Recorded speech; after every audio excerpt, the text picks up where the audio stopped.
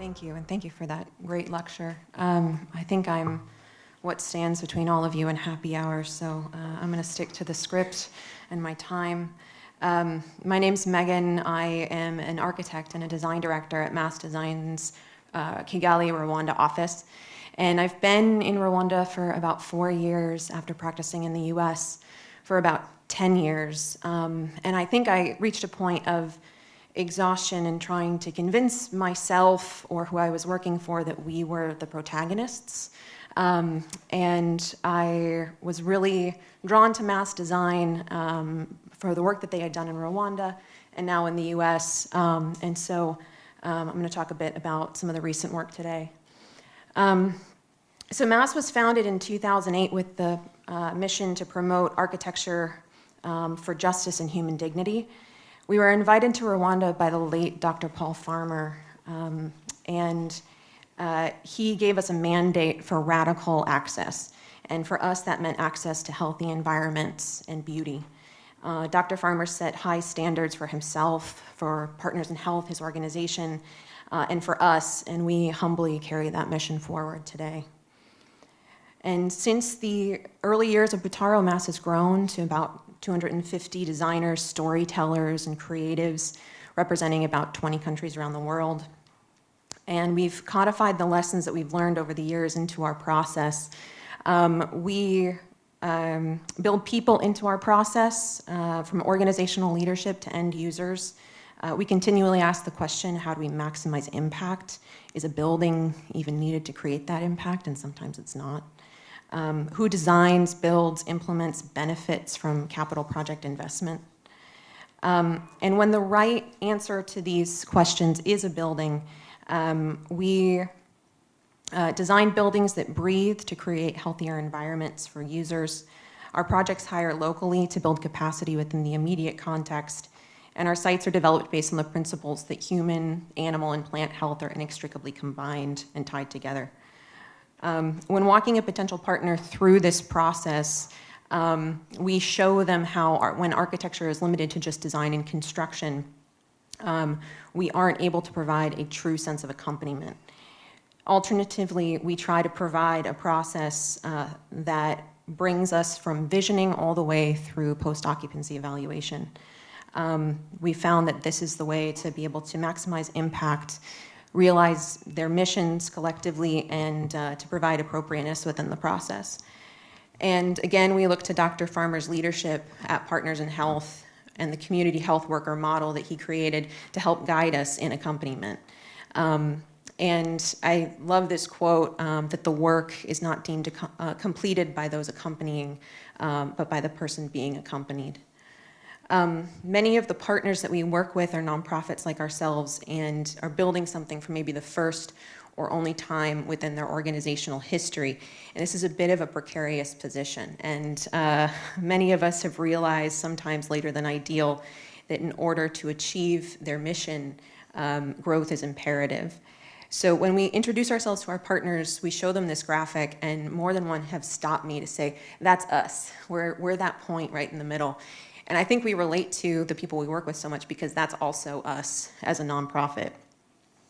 So we aim to stay on that precipice as much as we can. And when I was first reflecting on this theme of precarity, I thought about some of our projects that were dealing with climate change or COVID-19, gun violence, and racial justice. And I'll talk about one of those today. But the impact plateau is a different and common type of precariousness that I think we all struggle with of, are we doing enough? How do we measure impact? How do we do more? And hopefully we can keep some of these discussions going today. So I'll share 2 projects with you today, one that's currently in development and another that was inaugurated this week in Rwanda. The first is the Samagic Health Science Institute and Research Center in Dhaka, Bangladesh. It's a 500-bed hospital and a 250-student medical college. And the partner here is Grameen Group, which was founded by Professor Muhammad Yunus, who's a Nobel Peace Prize winner and author. Grameen Group is a social business like Mass, and that's how we connected and ended up deciding to work together. And this is Grameen's first purpose-built hospital, and they aim to disrupt the medical industry within Dhaka by subsidizing healthcare for those who can't pay. The project is the latest hospital in our portfolio, and it presented a unique challenge for us internally. In Butaro and in our other hospitals within Rwanda, we were able to capitalize on the beautiful climate and make old technology new again through natural ventilation to reduce the spread of airborne infectious diseases. But the challenge here was to do that in a megacity, and especially in Dhaka. So we set out to understand Dhaka, and it's categorized as a sick city, mostly because of its high pollution levels and its livability conditions and vulnerability to natural disasters and climate change. The healthcare system there is categorized by what's called a double burden of health, both communicable and non-communicable diseases that result in overcrowding of hospitals. And the largest hospital we visited sees between 3,000 to 5,000 patients a day. So our team went to Dhaka in February 2020. We all know what happened after that. Suddenly everything changed. And what we had been designing for in Rwanda around natural ventilation and airborne infection control became not just a nice to have, but the right to breathe was suddenly very precious and valuable. So we set out to explicitly address COVID-19 in the design. The first thing we did was work around the building form to provide access to the outdoors and emergency overflow response at all scales. We really wanted to think about the single patient, the way that we had in some of our earlier days as well. And initially, this proved to be a challenging value proposition because land costs in Dhaka are usually more expensive than construction costs.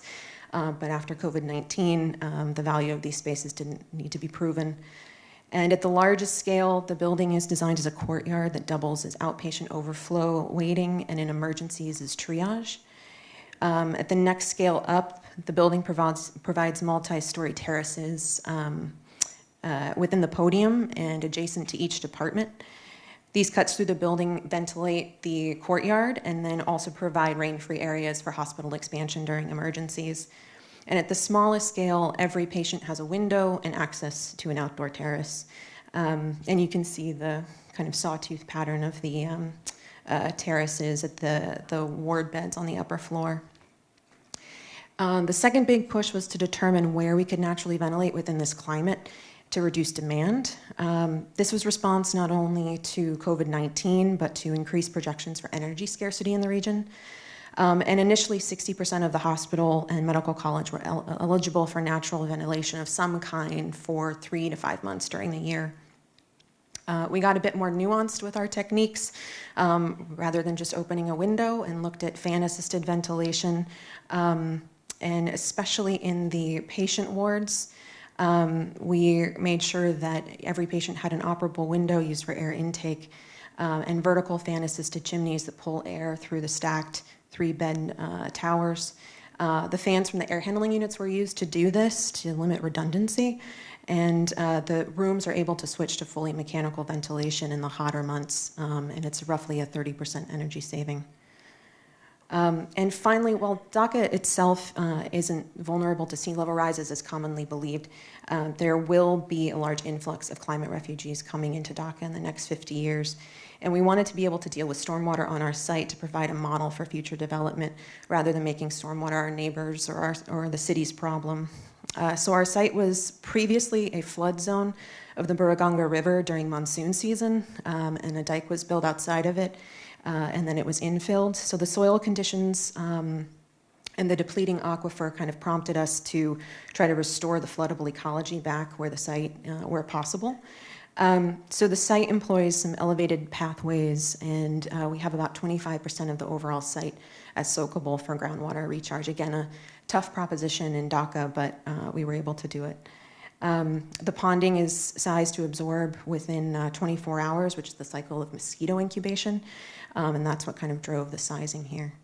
And the project's currently in the construction document phase, and so we have a long way to go to see it implemented, but these are kind of the 3 things that we really want to try to push on as we continue to develop. And the second project I wanted to share with you is the Ellen DeGeneres campus of the Dian Fossey Gorilla Fund. This project is really special to me. It was just inaugurated this past Tuesday, and thank you for putting in slides at the last minute to be able to show you some of the progress. It represents all the individuals and colleagues that I've come to know in Rwanda, and one of the strongest partnerships that we had in MAS's history. And a little bit about the FOSSI Fund. They've been operating in Rwanda since Diane arrived in 1967, and they're dedicated to the conservation, protection, and study of gorillas and their habitats.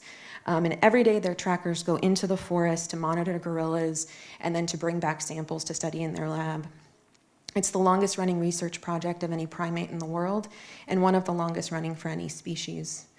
And there's now just over, this slide's luckily out of date, there's now just over 1,000 mountain gorillas, thanks to the FOSSI Fund's work and their partnership with the government of Rwanda. And it's the only critically endangered species that's currently increasing in terms of population. The FOSSI Fund's motto is helping people and saving gorillas, and they provide this sort of accompaniment of their own within the local communities to inspire future generations of conservation activists. And when we were selecting a site, they wanted to locate themselves literally on this edge of human and gorilla interaction, and we worked with them to select their site. They quickly understood that their previously rented building, which was about 30 minutes away from the park, should now become an entire campus with 3 buildings that served 3 primary beneficiaries: the scientists of the FOSSI Fund who carry out their research, the next generation of scientists that they were educating there through their field station, and then the public at large. And their story in some ways kind of paralleled our own. So at the start of this project, we'd been operational for about 10 years and worked on about 30 projects around the world. And we'd accompanied Partners in Health through an expansion of the Butaro campus into housing and a university of global health equity. We grew our engineering team from a few structural engineers to a full service team, and depending on the day, they outnumber the architects in the office. We had provided construction administration services on almost all of our projects and seen firsthand the health and safety risks that threaten the dignity of everyday construction workers. We had developed handcrafted details with local materials and seen craftsmen and women start their own businesses as a result of a low-fab process. We had developed film and multimedia to help our partners tell their stories. We inserted ourselves wherever people would allow us, basically, to be able to continue to grow. But the projects where we had the most success were, and the ones that we had the most impact from start to finish, and where we were able to be proximate and where we had developed strong relationships with our partners. So in the summer of 2019, we'd hired a very small team of construction managers with the hope that we'd be able to expand our impact again through the formation of a construction company. We prayed that FOSSI would see that this was also in their best interest. Even though we had never constructed anything, we had seen enough to know that there was a gap in the market. Somehow, FOSSI agreed. And I remember our first site meeting, I was sitting across the table with a colleague who had been on the mass design side and was now part of mass build. And part of me was waiting for the adults to walk into the room. We realized it was just going to be us. But it was so gratifying to see that it wasn't what was oftentimes a foreign contractor who was telling us that we were asking for the impossible or for quality that they had never seen before in Africa, which is so demeaning to hear when you're sitting next to one of your Rwandan colleagues. But we got to work. It was a struggle for sure, but with a shared purpose and mission. Architects were counting hardware, carpenters were designing cabinetry, everyone was budget crunching all the time. And through the course of construction, Mass Build employed about 1,500 day and office workers. Our female workforce was about 30%, and the women formed a cooperative locally that is still operational after the completion of construction. And 500 workers received certificates and trained during their time on the site. Our landscape team and Mass Build oversaw the planting of about 250,000 native species on the campus. And all of these species are found in Volcanoes National Park, since the campus was meant to be an extension of the park expansion. And already within the 4 months since the campus opened, endangered frogs have been spotted within the wetlands. Birds that are usually only seen in the mountains have come down to the site. Over 80 craftspeople across 25 different collaboratives were employed on this project, and 90% of all the furniture and fittings and equipment were made in Rwanda. They created a catalog of about 1,000 pieces, and a special shout out to our Dutch friends, Super Local, for collaborating to eventually make what became Mass Made. And we're planning our first exhibit of this this coming week in Kigali, and you're all welcome to Rwanda. Critical to the success of the campus was FOSSI being able to tell their own story in two main ways. And the first was the design of a public conservation gallery formed by our newly minted exhibition and graphic design team. Gorilla skeletons, tracks, nose prints, daily tracking data, and Diane's artifacts are now on permanent display. In the last 6 years, 1,000 students were able to go through FOSSI's offices, and in the last 4 months, 2,000 students have come through the gallery and been able to get access to this information. And in the second way was telling the story of the people behind the scenes. Our filmmaking team created a series of short films and videos about the trackers, researchers, and construction workers sharing FOSSI's and Mass story to help gain the support of additional partners and bringing international audiences to the campus. Here's the completed campus. This is Teo and Bethel and Shema and Diondene handing off the keys to their in-country director, Felix. Felix, at the inauguration, told us that this is much our campus, it is his campus, which just really struck me as very kind and generous and evidence of a good partnership. We'll be forever grateful for FOSSI Fund to putting their faith in us and letting us grow more as an organization together than we ever could have done alone. Finally, we joke that our longest running project is the design and development of our office, and I'm sure Mass will continue to evolve as we tackle future impact plateaus, but our North Star will continue to be the collective vision and purpose of our work to accompany each other and our partners and friends and colleagues. So thank you very much.